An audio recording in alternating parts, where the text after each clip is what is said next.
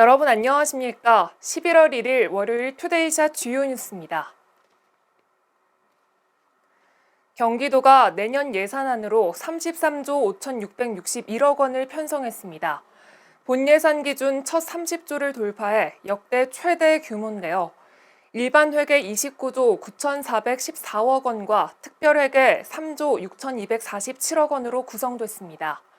특히 복지 예산은 올해보다 1조 3,261억 원이 증가한 12조 2,453억 원으로 가장 큰 비중을 차지했습니다. 도는 산후조리비와 무상교복, 청년 기본소득 등 세계 기본복지 실현과 생애주기별 맞춤형 복지사업에 7조 7,391억 원을 반영했습니다. 또 장애인과 다문화 가정 등 사회적 약자에게 차별 없는 평등한 복지 서비스를 제공하는 데 1조 1,729억 원을 편성했습니다. 경제 분야에는 지역화폐 확대 발행과 경기도 기본금융기금 신설 등으로 인해 올해 5,760억 원 대비 18.9% 증가한 6,851억 원을 편성했습니다. 또 백신 접종과 공공의료원 역량 강화 등 코로나19 대응 예산에 총 1,824억 원의 재원을 안배했습니다.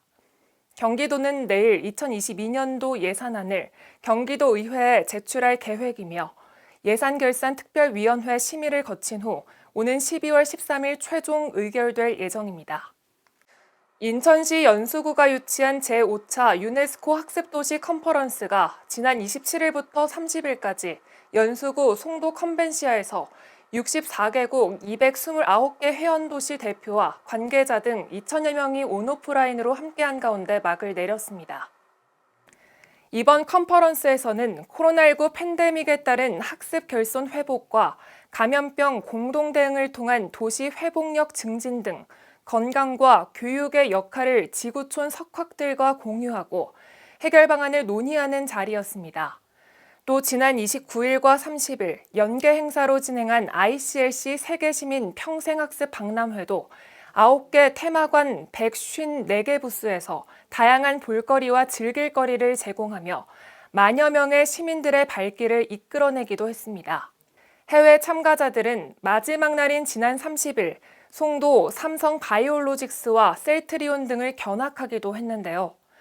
연수구는 이번 행사를 통해 얻은 세계 평생학습 중심 도시로의 국제적 위상과 함께 K-바이오랩 허브 도시라는 국제적 경쟁 도시의 입지도 넓혀나간다는 입장입니다. 경기도 내 1인 가구의 월 평균 생활비는 161만 원이고 이들이 가장 원하는 정책은 주택 안정이라는 조사 결과가 나왔습니다. 경기도는 오늘 경기 지역에 1년 이상 거주한 20대부터 80대까지 1인 가구 3,540명을 대상으로 한 실태조사 결과를 발표했는데요. 조사 결과 이들의 월 평균 총소득은 289만 6천 원이고 월 평균 총생활비는 161만 6,800원으로 조사됐습니다. 삶의 만족도 부문에서는 5점 만점에 평균 3.48점이 나왔는데요. 청년보다 고령층이, 여성보다 남성의 만족도가 낮았습니다. 응답자 중 63.2%가 노후 준비를 하지 못하고 있다고 대답했는데 그 이유로는 현재 생활도 벅차서라는 의견이 84.2%로 가장 많았습니다. 지방정부의 1인 가구 실태조사는 이번이 처음인데요. 경기도는 이번 실태조사 결과를 통해 1인 가구 지원계획 수립 등 실질적 도움이 될 수 있는 지원 정책을 마련하겠다고 밝혔습니다. 깊어지는 가을밤을 환히 밝혀줄 2021 인천 계양장 문화제 야행이 오는 5일부터 7일까지 인천 중구청 일원에서 열립니다. 인천 계양장 문화제 야행은 중구청이 주최하고 인천 관광공사가 주관하는 행사인데요. 올해로 6번째를 맞는 이번 행사는 팔색향후 1883 꺼지지 않는 계양의 밤 이야기라는 주제로 다양한 프로그램을 선보일 예정입니다. 주요 프로그램으로는 해설사의 스토리텔링을 통해 계양장의 역사를 알아보는 도보 탐방, 문화재 프로젝션 매핑, 무형 문화재 특별 전시전 등 볼거리와 계양장의 가을밤 정치를 담아갈 수 있도록 거리 경관 조명과 빛 조형물 포토존 등이 설치됩니다. 이번 행사는 단계적 일상 회복의 전환에 맞춰 안전하게 일상으로 돌아갈 수 있도록 정부 방역 지침을 준수해 진행될 예정입니다. 국내 최대 규모의 중소기업 전문 종합전시회 지페어 코리아 2021이 코로나19 속에서도 안전하게 개최돼 성황리에 마무리됐습니다. 지페어 코리아는 대한민국 우수상품 전시회인데요.